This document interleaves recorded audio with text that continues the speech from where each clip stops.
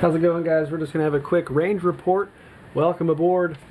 Here was me sighting in the 300 blackout, just using a red dot. Oh, camera. Using a red dot at about 25 yards. This is the 312-155 Lee load I was telling you about with 12 grains of Shooter's World heavy pistol. That's a little under an inch, I think, maybe. Not too bad for 25 yards with a red dot. So that's good enough for me. I put about 10 on paper and sent the rest down range. There's absolutely no signs of pressure at all. Come on now, camera. They're pretty rounded still. If anything, they're just really dirty because there's not a ton of pressure, so they don't get a super perfect seal. So maybe I'll crimp them a little bit harder next time and see if that might help clean them up. But overall, I'm gonna keep rocking out some of those for the 300 blackout. Here were the other probably 5 or 6 maybe, I think, shots for the 312-155. But right here I was testing out a 55 grain Full Metal Jacket in 223. Here's what do we have, 25.6 grains of H335. This is probably just me not being a good shot. I'm sure we've got 3, almost 4 of them touching here, and then this one's a little high. So we might load up maybe 10 or 20 more of those and see if I can get them to group better, if I can actually shoot better. That's probably what I'm going on, and if that's the case, then I might just load up a big pile of them next time I go. Here's our brass for those 25.6 grains of H335. Come on, camera. A little bit of primer flattening, nothing super bad. There's no ejector marks or anything. Brass is totally good. And there you can see the Sharpie I wrote on it so we don't lose our loads. So there you go. I'll probably load up another 10 of those and we'll give them a shot next time we head out. And here's my cast. My cast load for the AR in 223, it's the Lee 225 55 grain round nose. I'm using H335. We tried 19, 19.5, and 20 grains. This is all at 25 yards. Here's probably 1.5 inches with 19. Here we got a small grouping to start happening over here, but then we still have these 2 flyers at 19.5. And then over here at 20 grains, we've got 4 of them almost touching right here, and then this one low right there. I don't know if I pulled it or if that's the flyer of the group. I'm going to load up some more around 20 grains. I might do some 18 or some 19.8. I might do some 20.2 and see if I kind of have an accuracy node somewhere in there and see if I can start loading some of those up for super cheap as well. And one more load test with the 55 grain Full Metal Jacket in 223. We have the Shooter's World Precision. Here we are, Shooter's World Precision. This is 22 grains. I just went up an entire grain for each increment there. 22 grains. Not too great, not too horrible.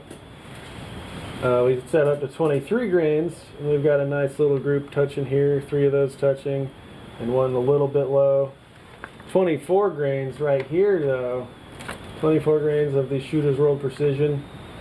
That's actually 2 bullets in that hole, and then these 3 right here.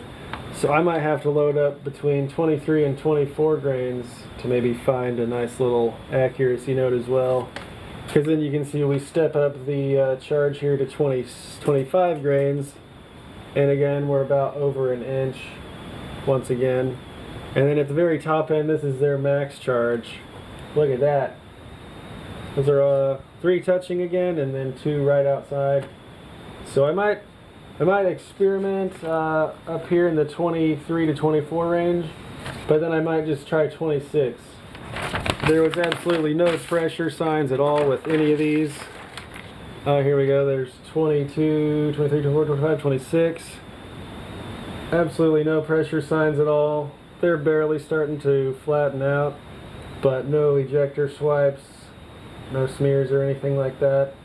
So I think we're on to something here with these 55 grainers and Shooter's World Precision. And also the H335 load wasn't too bad. What else we got here? And here we are finally. The other day we loaded up some reduced recoil 35 Remington loads here with the Lee 358125. This is 9.5 grains of Trail Boss. That is pretty dang. Here, let's see if we can. There we go. That's 5 shots all touching right there at 25 yards. I started the day right here with the 10 grains of 700X with the 200 grain bullet. There's 4 of them right there, and then this was actually the very first shot of the day with the cold bore, and then they tightened right up. So that was my very first group. And then here's a second group. We've got 4 again touching with 1 barely outside. And then I wanted to see if a lighter charge than the 10 grains of 700X would work. Here's my very first group of 5 with 9 grains of 700X with the 200 grain bullet. Boom, that's like awesome. But then I came down here, very next group, same exact charge, and they're kind of all over the place. We can probably just blame me. So overall, the 35 Remington, pulling it off. These loads were super fun here with the Trail Boss. I put probably these 5 on paper, and then I sent the rest down at 100 to hit some steel. And then I was like in a hurry, and I still have 5 of them left. I didn't even shoot them. Primers have absolutely no pressure signs whatsoever. Look how rounded that is. Beautiful. But I've still got 5 left. I'm probably just going to load up about 50 of those next time I want to go. Those were super fun. Oh yeah. So I think today was a good success. We had the 35 Remington loads all coming together nicely. We made some progress with our 55 grain, both the cast load and our full metal jacket loads. And we reconfirmed our 300 Blackout Ultra Cheap Plinking round. So heck yeah, can't beat it. Also, one of my favorite parts of going to the range is picking up other people's crap, whether it be their bullets that didn't go off, their dummy round that they loaded up, probably left it in their magazine. Look, this guy's got brand new brass. What is this? Brand new Federal brass with his nice coated blue bullet he got. And there's absolutely no primer in there. So that was some guy's dummy round. He just slung out of his magazine and went on.